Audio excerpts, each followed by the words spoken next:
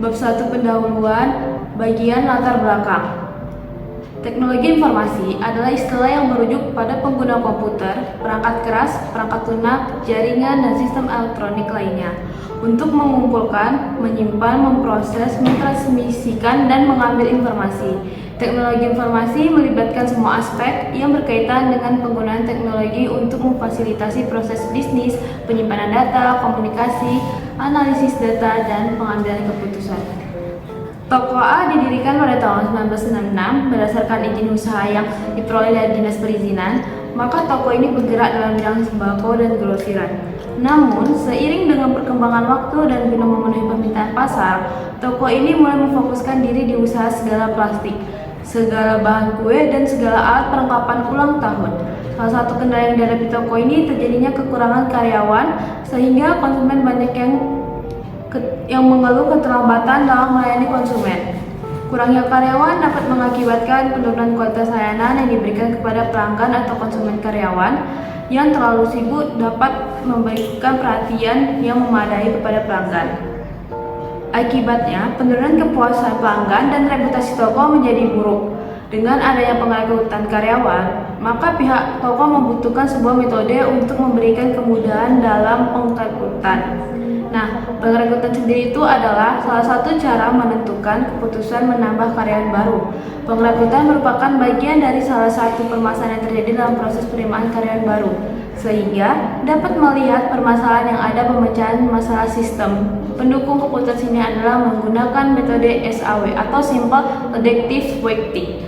Metode SAW ini dipilih karena kemampuan dalam merekrut karyawan berdasarkan kriteria dan nilai bobot yang cara simpel dan akurat. Nah, adapun identifikasi masalah dari proposal ini, yang pertama, terjadinya kualitas pelayanan pada konsumen di toko menurun, dan kedua, dalam penentuan perekrutan karyawan baru memerlukan waktu yang lama dalam seleksi penerimanya. Untuk pembatasan masalah, agar pembahasan menjadi terarah serta permasalahan yang dihadapi tidak meluas, maka penulis membuat batasan yang berfokus pada yang pertama, penelitian ini hanya menganalisis pengrekrutan karyawan terbaik berdasarkan penilaian metode tersebut. Yang kedua, penelitian ini hanya untuk menggunakan karyawan baru dengan kriteria yang ada menggunakan penilaian bobot. Yang ketiga, penelitian ini menggunakan metode sistem SAW atau Simple Adaptive Weighting. Di sini saya melanjutkan bab 1, perumusan masalah. Dari uraian batasan masalah di atas, maka perumusan masalah dari penelitian ini adalah sebagai berikut. 1. Bagaimana merancang sistem untuk menentukan perekrutan karyawan baru terbaik yang ada pada toko AA. 2. Bagaimana penerapan metode sistem Simple Adaptive Weighting atau SAW. Di sini ada tujuan penelitian. Adapun tujuan dari penelitian ini adalah sebagai berikut. 1. Merancang sistem untuk menentukan perekrutan karyawan baru terbaik pada toko AA di kisaran. 2. Penerapan metode sistem pengambilan keputusan SAW, Simple Adaptive Weighting, yang diharapkan dapat membantu dalam proses penerimaan karyawan pada toko AA. Manfaat penelitian. Adapun manfaat penelitian ini adalah sebagai berikut. 1. Efisiensi dalam proses seleksi karyawan. 2. Penghematan biaya dan sumber daya dengan menggunakan SPK berbasis SAW.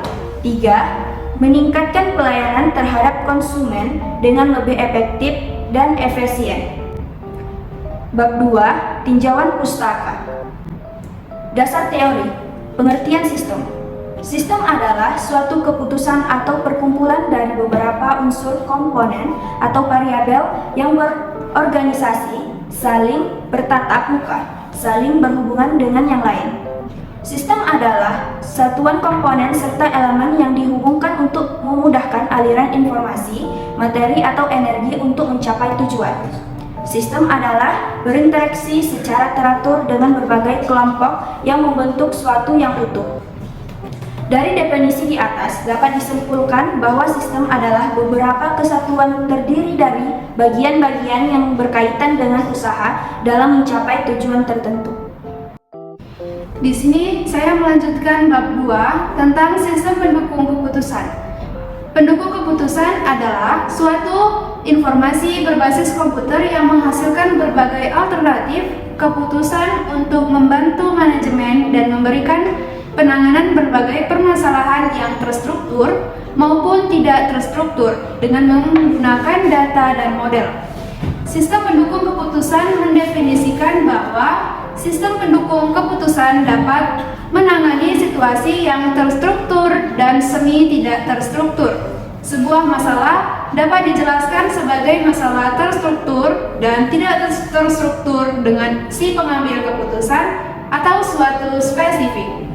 Berdasarkan pendapat para ahli di atas, dapat disimpulkan bahwa sistem pendukung keputusan adalah suatu sistem yang mampu memberikan fungsi dari pengelolaan berdasarkan suatu model tertentu, sehingga user dari sistem tersebut dapat memilih alternatif keputusan yang terbaik. Selanjutnya, ada metode-metode dalam sistem pendukung keputusan atau SPK. Ada beberapa metode yang digunakan dalam SPK meliputi: pertama, metode analitik hierarki proses atau AHP. Yang kedua, metode weighted product atau WP. Yang ketiga, metode Fisher-Terry-Jungsko Kompromisno Raniranji atau VCOR. Yang keempat, metode simple additive weighting yaitu SAW. Yang kelima, metode technique for order preference by similarity to ideal solution atau TOPSIS. Yang keenam, metode fuzzy logic. Yang ketujuh, metode electric. Yang kedelapan, metode multi-attribute utility theory atau MAUT. Dan yang terakhir adalah metode Wide-Grade Sum Product Assessment atau WASPAS. Yang kami pilih adalah metode SAW. Apa itu metode SAW? Ialah metode yang digunakan dalam sistem pendukung keputusan untuk melakukan perankingan alternatif berdasarkan bobot yang telah ditentukan pada setiap kriteria. Algoritma SAW adalah salah satu algoritma yang digunakan dalam pengambilan keputusan. Algoritma ini juga dikenal sebagai metode penjumlahan penilaian bobot. Metode ini proses normalisasi matriks keputusan atau X ke suatu skala yang dapat membandingkan dengan semua alternatif yang ada. Konsep dasar dari metode SAW ini adalah penggunaan penjumlahan bobot terbobot untuk menentukan peringkat atau penilaian relatif dari sejumlah alternatif yang diberikan. Metode ini digunakan dalam pengambilan keputusan multi kriteria, di mana beberapa kriteria harus dipertimbangkan dalam memilih alternatif terbaik. Baiklah, saya di sini akan melanjutkan bab 2 bagian langkah-langkah metode simple additivist atau SAW. Berikut adalah langkah-langkah dasar dalam metode SAW. Yang pertama, tentukan kriteria yang relevan. Identifikasi dan pilih kriteria yang akan digunakan untuk mengevaluasi alternatif. Misalnya, dalam pemilihan karyawan, kriteria-kriteria tersebut mungkin termasuk pengalaman, pendidikan, keterampilan, dan lain-lain. Yang kedua, berikan bobot untuk setiap kriteria. Berikan bobot yang menggambarkan tingkat kepentingan relatif dari setiap kriteria. Bobot ini harus ditentukan berdasarkan preferensi dan prioritas pemilik keputusan. Bobot tersebut biasanya dinyatakan dalam presentasi atau angka relatif. Yang ketiga, normalisasi matrik keputusan. Buat matrik keputusan yang berisi nilai-nilai dari setiap alternatif untuk setiap kriteria. Kemudian, normalisasi setiap nilai dalam matrik keputusan dengan mengubahnya menjadi skala relatif antara 0 hingga 1. Hal ini dilakukan untuk memastikan bahwa semua kriteria memiliki bobot yang setara. Yang keempat, hitung nilai agregat. Untuk setiap alternatif, kalikan nilai setiap kriteria dengan bobot yang sesuai. Kemudian, jumlahkan hasilnya. Hal ini menghasilkan nilai agregat untuk setiap alternatif. Yang kelima, tentukan peringkat. Untuk alternatif, berdasarkan nilai agregat yang dihitung sebelumnya. Alternatif dengan nilai agregat tertinggi akan mendapatkan peringkat teratas, sedangkan yang memiliki nilai agregat terendah akan mendapatkan peringkat terendah.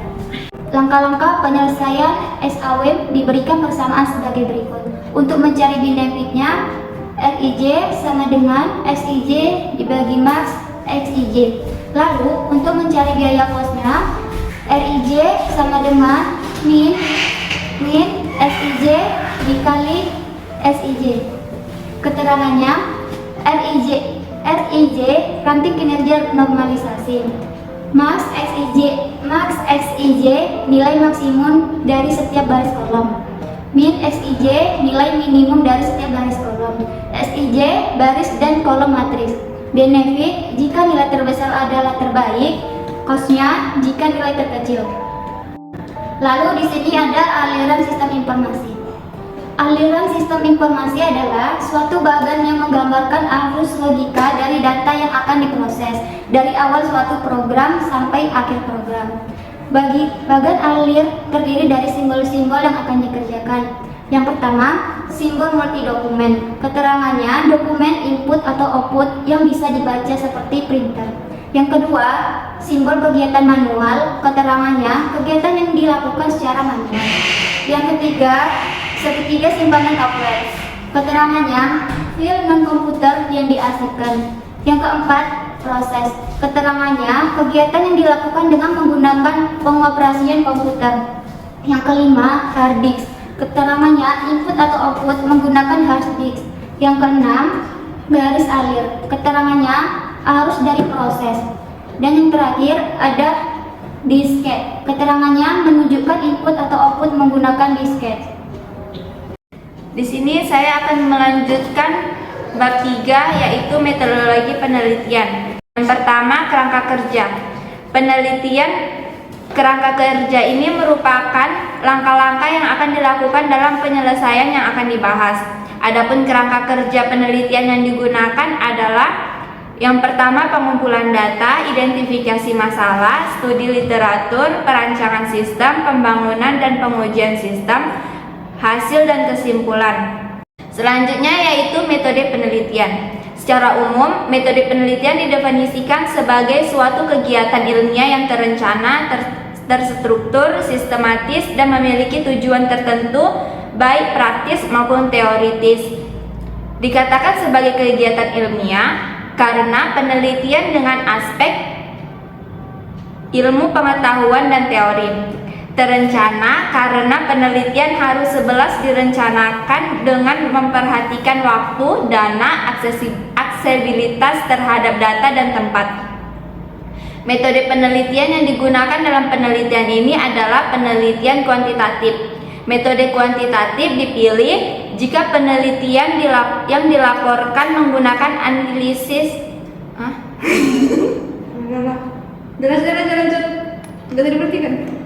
Metode kuantitatif dipilih jika penelitian yang dilaporkan menggunakan analisis matematis yang membutuhkan perhitungan.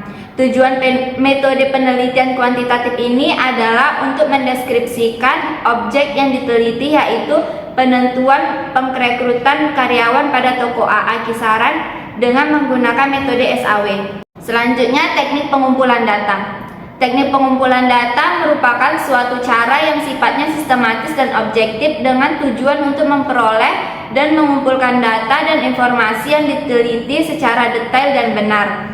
Dalam menyelesaikan penelitian ini, penulis melakukan teknik pengumpulan data yang pertama, yaitu penelitian lapangan atau field research. Penelitian lapangan yang penulis lakukan adalah penelitian dan pengambilan data-data yang diperlukan langsung di tempat penelitian. Penelitian dilakukan dengan cara wawancara atau interview, yaitu teknik pengumpulan data dengan cara tanya jawab secara langsung kepada pihak terkait, yaitu pemilik toko AA. Yang kedua, pengamatan atau observation, yaitu teknik pengumpulan data dengan melakukan pengamatan atau datang langsung ke lokasi penelitian. Teknik ini dilakukan untuk mengetahui aktivitas toko AA dalam kinerja karyawan. Selanjutnya, penelitian kepustakaan atau library research. Penelitian kepustakaan dilakukan dengan cara mengumpulkan data dari buku maupun jurnal tahun 2018 sampai dengan 2022 yang berhubungan dengan penulisan proposal. Selanjutnya, tempat dan waktu penelitian. Penelitian ini bertempat di Toko AA Kabupaten Asahan yang beralamat Jalan Diponegoro nomor 66, Kota Kisaran, Kecamatan Kota Kisaran Barat, Kabupaten Asahan, Sumatera Utara 21211. Lokasi tersebut dipilih karena memiliki semua aspek pendukung agar penelitian dapat berjalan dengan baik. Waktu penelitian ini dilakukan dalam jangka waktu 1 bulan, Juni 2023 sampai Juli 2023. Sekian hasil presentasi proposal kami. Apabila ada kekurangan dan kesalahan kata, mohon dimaafkan. Wabillahi taufiq wal hidayah. Assalamualaikum warahmatullahi wabarakatuh.